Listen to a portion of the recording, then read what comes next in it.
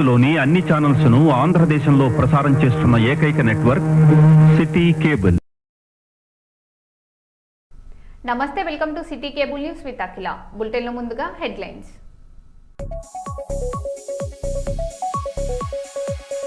తమను వేధించిన వ్యక్తిపై ఫిర్యాదు చేసేందుకు వెళ్లిన అంగన్వాడీ టీచర్లతో ఎస్ఐ దురుసు ప్రవర్తన.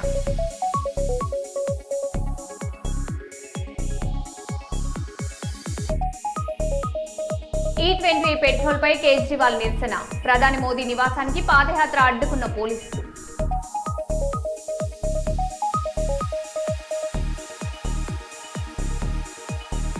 కృష్ణా జిల్లా వ్యాప్తంగా సూపర్ ఎల్నినో ప్రభావంపై జిల్లా కలెక్టర్ శ్రీ డికే బాలాజీ ప్రకటన.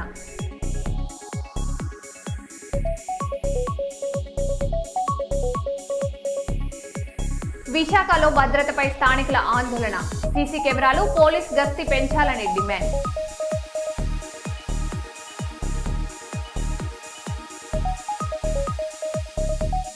హైదరాబాద్ లో మసాలా కల్తీ గుట్టు రట్టు. 25,000 కిలోల కల్తీ దినుసులు స్వాధీనం.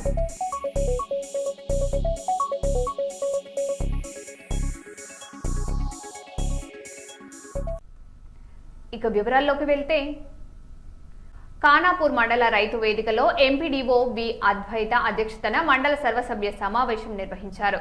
వివిధ శాఖల అభివృద్ధి పనులు, ప్రజా సమస్యలు, సంక్షేమ పథకాల అమలుపై సమీక్షించారు. మిషన్ భగీరథ పెండింగ్ పనులను త్వరగా పూర్తి చేయాలని, ఇందిరమ్మ ఇల్లు నిర్మాణాలను వేగవంతం చేయాలని అధికారులను ఆదేశించారు. అన్ని శాఖలు సమన్వయంతో పనిచేసి ప్రజలకు మెరుగైన సేవలు అందించాలని ఎంపీడీఓ సూచించారు.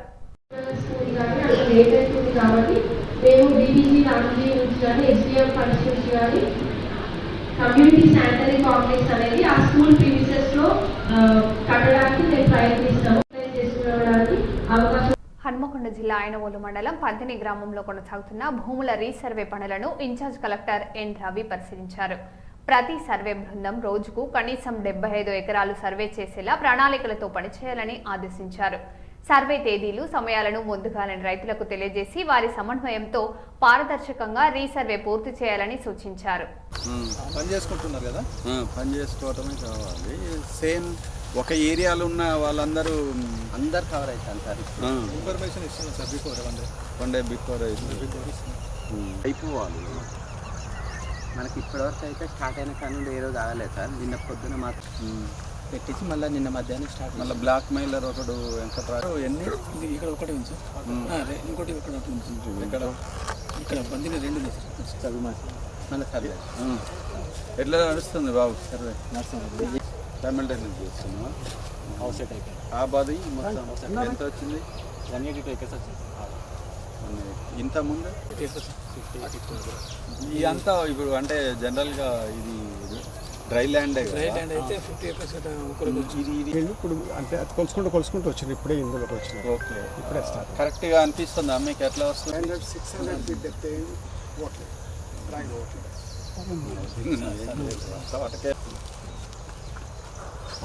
ఇబ్బంది రాకుండా పేర్లకు ఇబ్బంది ఎకరన్నర. మీది 3 ఎకరాలు. ఇక్కడ ఉన్న బాబాది నంబర్ తప్పేయండు. 25 గుంటలు రికార్డులలో లేడు. ఇప్పుడు దీంతో 2020 అప్లై చేసిన సాదా బైనామా మనం సాదా బైనామా కూడా చాలా ఫైళ్ళు దాకా 60 ఫైళ్ళు దాకా కంపెనీ సార్. 22 కూడా 13 ఇష్యూ చేసింది సార్. ఇది పెద్ద విలేజ్ పెట్టింది. చేయండి, గుడ్, మంచిగా చేసుకోండి. ఎన్ని ఎకరాలు ఉన్నా కానీ సర్వే చేస్తూ ఉంటే చూద్దాం ఎట్లా. ఏది అయితే విలేజ్ ఏంటంటే సార్, మనకు కెనాల్ పోవాలి. ఇప్పుడు రాజారావు సార్ వాళ్ళ రాజారావు సేమ్ కెనాల్ అది తీసేసిన దాంట్లో తీసేసినాక ఏం జరుగుతుంది సార్ అంటే మీకు మాతో ఏం చెప్తారు? కెనాల్ పోయినా పోకపోయినా అవార్డు పాస్ అయింది కాబట్టి అది గవర్నమెంట్కే వస్తుంది, పెంచుతారు. అది అయితే కంపల్సరీ తీసుకోవాల్సిందే డబ్బులు. గద్వాల పట్టణంలో భారీ వర్షం దంచి కొడుతుంది. ఉరుములు మెరుములతో కురుస్తున్న వర్షానికి పట్టణంలోని ప్రధాన రోడ్లన్నీ జలమయమయ్యాయి. దీంతో వాహనదారులు తీవ్ర ఇబ్బందులు పడుతున్నారు. భారీ వర్షాల నేపథ్యంలో ప్రజలు అప్రమత్తంగా ఉండాలని అధికారులు సూచిస్తున్నారు.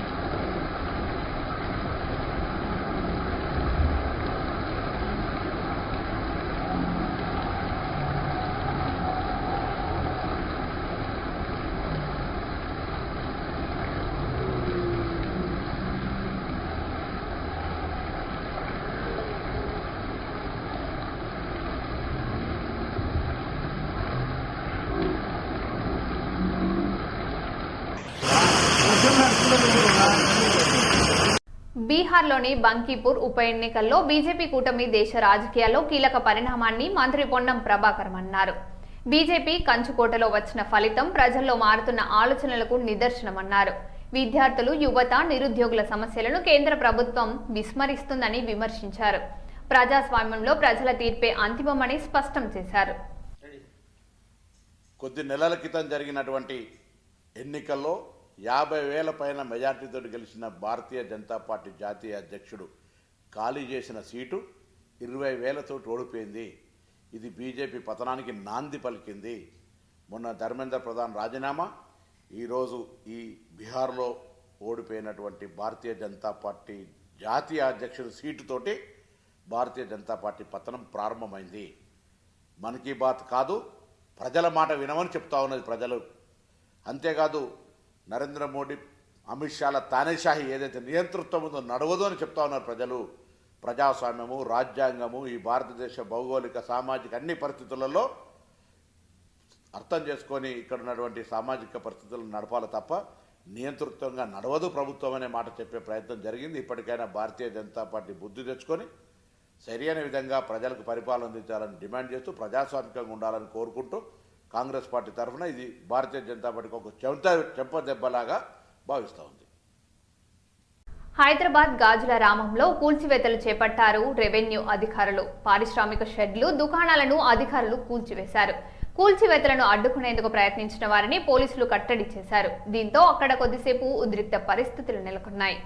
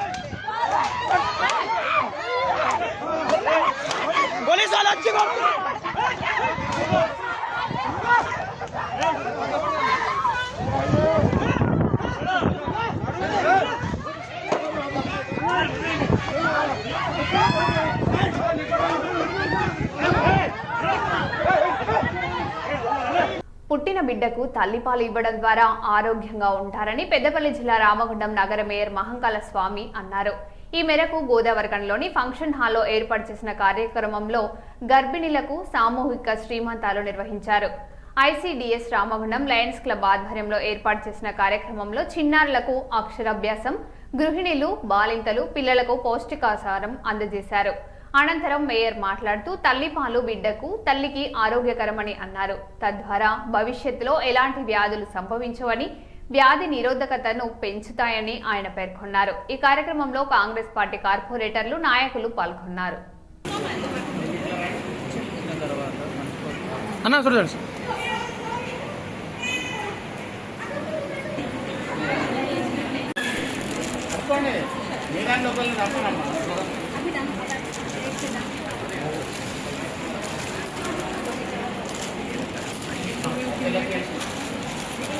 సార్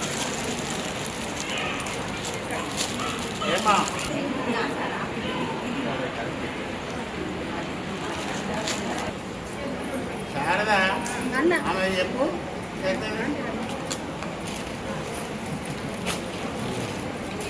కొంచెం దూరం నుంచి తీయండి.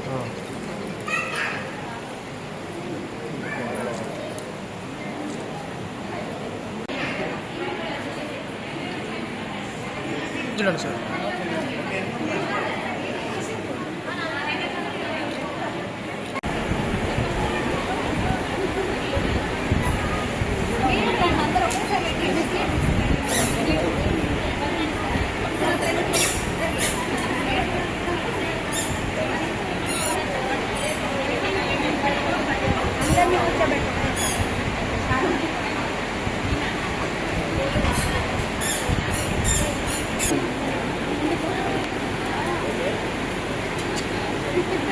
మా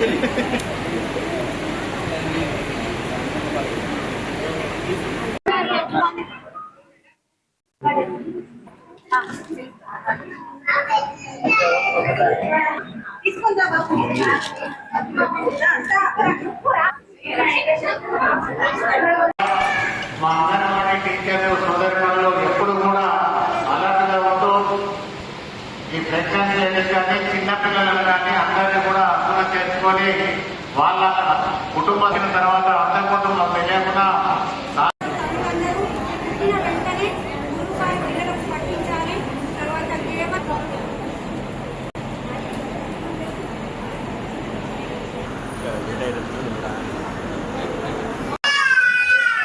తల్లి పాల వారోత్సవాల కార్యక్రమం ప్రతి సంవత్సరం కూడా ఆగస్టు 1వ తారీఖు నుంచి 7వ తారీఖు వరకు నిర్వహించబడుతుంది.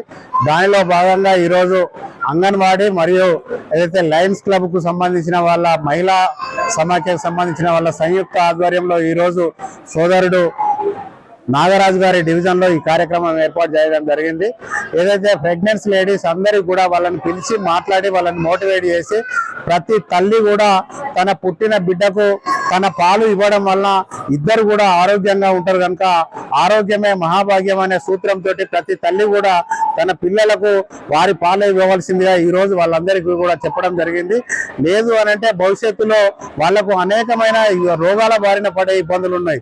ఈరోజు మనం చూస్తా ఉన్నాం చాలా మంది మహిళా మనులు ఏదైతే ఫ్యాషన్ గా కొంతమంది పాలు పిల్లలకు ఇవ్వకుండా కొంత ఇన్స్ట్రుమెంట్స్ తోటి ఆ పాలన్నిటిని వృధా చేసి డబ్బా పాలు ఇవ్వడం వల్ల ఈరోజు పిల్లలు కూడా అనారోగ్యాల పాలవుతా ఉన్నారు.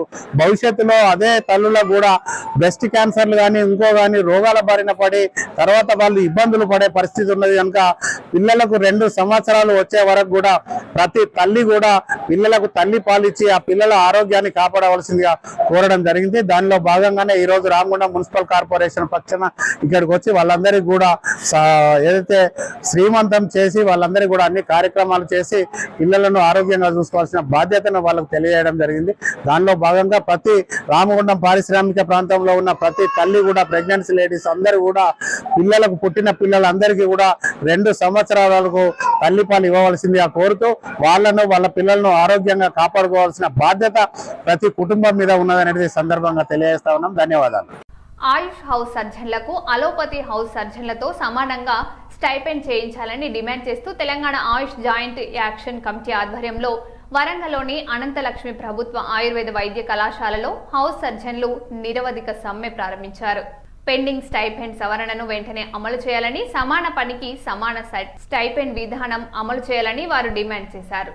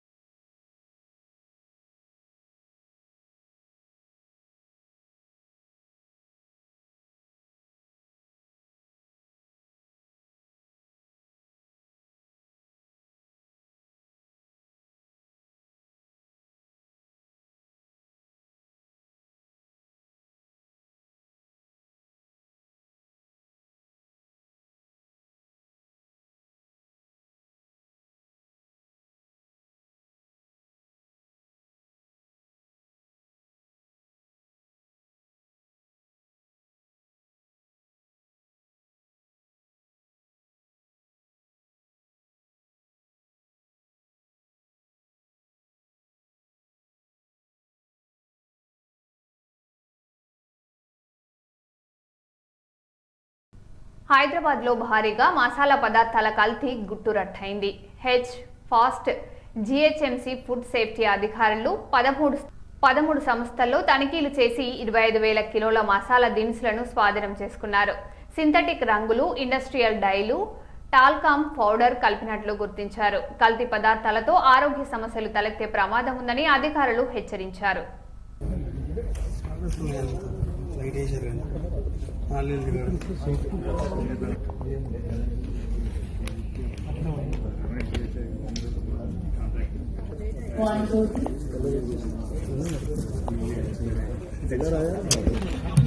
ऐसा नहीं, आप लाइट ऑन करो, ऑफ है shop.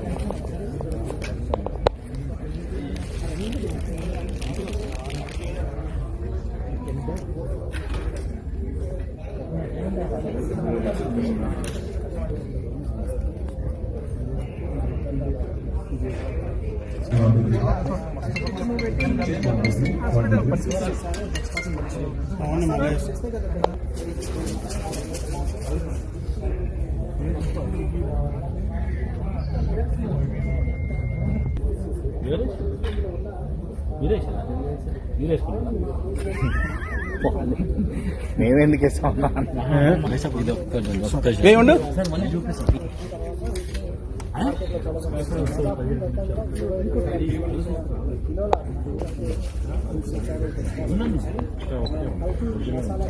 హైడ్రాపై BJP MP Etela Rajender తీవ్ర విమర్శలు చేశారు. హైడ్రా ప్రజలను వేధించే సంస్థగా మారిందని ఆరోపించారు. ఇల్లు కూల్చే అధికారం ప్రభుత్వానికి లేదని అన్నారు. పేదల ఇళ్లను కూల్చేందుకు హైడ్రాను ఉపయోగిస్తున్నారని, హైడ్రా భయంతో హైదరాబాద్లో ప్రజలు ఇల్లు కొనాలన్న భయపడుతున్నారని ఈటెల రాజేందర్ విమర్శించారు. ప్రభుత్వానికి విచక్షణ అధికారం ఉండొచ్చు, ఎవరినైనా జైల్లో పెట్టే అధికారం ఉండొచ్చు, ఎవరి మీద ట్యాక్స్ వేసే అధికారం ఉండొచ్చు, కానీ ఇల్లు కూలగొట్టే అధికారం ఎవరికి లేదు. నేను మొదటి నుంచి చెప్తున్నా, హైడ్రా ఎప్పుడైతే పుట్టిందో ఇంకా హైడ్రా పేరు ఎక్కడి నుంచి వచ్చింది, ఎవరి వారసత్వంగా వచ్చిందని ఎవరికి తెలియదు, కానీ రేవంత్ రెడ్డి గారు చెప్పింది. ఈ హైడ్రా అనేది ఆనాటి ప్రపంచంలో ఎవరు నియంత్రణ గురించి మాట్లాడినా హిట్లర్ గురించి మాట్లాడతారు. ఆ హిట్లర్ ఎన్ని దుర్మార్గాలు కొడిగట్టిండు, ఎన్ని లక్షల మందిని గ్యాస్ పైప్లను తోలి చంపేసిండు, ఎంత విధ్వంసం సృష్టించిండో మనం చూస్తాం. ఈ హైడ్రా అనే పేరట అత్యున్నతమైన నిర్ణయాలు తీసుకున్నటువంటి ఒక బాడీ. హిట్లర్ రాజ్యంలో ప్రజల మీద అఘాయిత్యాలు కావచ్చు, ప్రజలను చంపే విషయంలో కావచ్చు, ఇవాళ ప్రజాస్వామ్యాన్ని కూలి చేసే విషయంలో కావచ్చు, తీసుకునే నిర్ణయాల సంస్థ పేరే హైడ్రా అని చెప్పి అయితే వారు చెప్పిండ్రో, ఆ హైడ్రా అంటే హిట్లర్ని ఆదర్శంగా తీసుకొని హైడ్రాను స్థాపించినట్టుగా ఆయన చెప్పుకుండు. కాబట్టి హైడ్రా వచ్చినప్పటి నుంచి కూడా చూస్తూ ఉన్నాం. 40 ఏళ్ల క్రితం, 50 ఏళ్ల క్రితం ఏ హైదరాబాద్ నగరంలో వాగుల పక్కపట్టి కావచ్చు, ప్రభుత్వ స్థలాలలో కావచ్చు, అలాంటి వాటిల్లో హైడ్రా వచ్చి ఇది చెరువు బఫర్ల క్రితం తెలంగాణ నుంచి వెళ్ళి పొట్ట చేత పట్టుకొని కుటుంబాన్ని పోషించుకోవడానికి వచ్చి ఒక గుడిసె వేసుకొని ఒక తరం కష్టపడితే కళ్ళాలు చూసిన చెప్పాలంటే ఇలా ఆ కన్నీటి వెద ఒడవదు. నల్ల చెరువులో ఇల్లు కూలగొట్టినప్పుడు బుచ్చమ్మ అనేటువంటి యాదవ మహిళ ఎట్లా చూసారు జరిగిపోయింది. కానీ హైడ్రా చరిత్ర చూసిన తర్వాత ఇది పేదల ఇల్లు కూలగొట్టేటువంటి ఒక సంస్థగా, ప్రజల్ని వేధించే సంస్థగా, ఇవాళ వాళ్ళకు అనుకున్న వాళ్లకు భూములు కట్టబెట్టి వాళ్ళకు వ్యతిరేకంగా ఉన్నటువంటి వాళ్ళ ఇండ్లు కూలగొట్టుడు, భూములు గుంజుకునే సంస్థగా అది రికార్డుకి ఎక్కింది. కాబట్టి కోర్టు అనేక సార్లు, నాకు తెలిసి ఒక 60-63 సార్లు ఇవాళ కోర్టు ధిక్కరణకు పాల్పడినట్టు చెప్తా ఉన్నారు. కాబట్టి గిన్నిసార్లు ధిక్కరణకు పాల్పడుతున్నప్పుడు మరి ప్రభుత్వం మార్చుకోవాల్సి ఎక్కడ ఉండే. మరి ఎందుకో రేవంత్ రెడ్డి గారు అమితమైన ప్రేమ హైడ్రా మీదనే కాదు, అమితమైన ప్రేమ రంగనాథ్ మీద కూడా చూపించింది. కాబట్టి ఇవాళ రంగనాథ్ కూడా ఎవరు తప్పడతలేరు, హైడ్రా సంస్థ గురించి మాట్లాడతలేరు. ఇదంతా రేవంత్ రెడ్డి గారు చేయిస్తున్నది మాత్రం బయట ప్రచారం అవుతా ఉంది.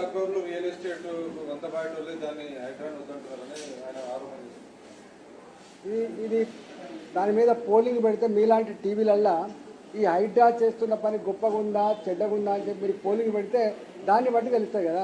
దానికి నేను చెప్పడానికి ఇంకోటి చెప్పడం, హైడ్రా అనేది ప్రజల గూడును కూల్చే సంస్థగా ముద్రపడ్డది, ప్రజల్ని వేధించే సంస్థగా ముద్రపడ్డది. ఎక్కడో అక్కడక్కడ ఆక్యుపై చేయబడినటువంటి పార్కులు కొంత కాపాడొచ్చింది కాదు. హైడ్రా 90% మాత్రం ఈ హైడ్రా అనగానే భయపడే పరిస్థితి వచ్చింది. ఒకనాడు మీకు తెలుసు రియల్ ఎస్టేట్లో ఇది రివర్ పక్కకున్నటువంటి రివర్ ఫ్రంట్ పక్క పంటున్నటువంటి ఇళ్ళని, లేకపోతే చెరువుల పక్క పంటి లేక్ వ్యూలు అని చెప్పి వచ్చాయి. ఇవాళ లేక్ వ్యూ రివర్ ఫ్రంట్ అని కన్నా పేరు చెప్పుకునేటువంటి పరిస్థితి లేరు. ఇవాళ ఎక్కడికి వచ్చిందంటే హైదరాబాద్లో ఏ అపార్ట్మెంట్ కొనుక్కోవాలన్నా, హైదరాబాద్లో ఎక్కడైనా గేటెడ్ కమ్యూనిటీలో కానీ ఇవాళ హైదరాబాద్లో కట్టిన ఇల్లు కొనుక్కోవాలంటే హైడ్రా పర్మిషన్ ఉందా అని చెప్పి అడిగే పరిస్థితి వచ్చింది. హైడ్రా అన్ని సంస్థల కంటే ఒక సుప్రీం సంస్థగా, అది రెవెన్యూ డిపార్ట్మెంటు, అది మున్సిపల్ అడ్మినిస్ట్రేషన్ డిపార్ట్మెంటు, అది హోమ్ డిపార్ట్మెంటు, ఏ డిపార్ట్మెంట్ కూడా వాటిని నియంత్రించే పరిస్థితి లేదు. చివరికి కోర్టులు కూడా దాన్ని నియంత్రించలేకపోయినాయి. వాళ్ళకి యాసకు వచ్చి మొన్న వాళ్ళు ప్రకటించారు. కాబట్టి నాకు తెలిసి ఒక స్టేజ్లో రేవంత్ రెడ్డి గారికి కూడా ఈ హైడ్రా సంస్థ ఇంటదో అనే పరిస్థితి వచ్చింది. మరో బులెటిన్లో మళ్ళీ కలుద్దాం. Stay tune.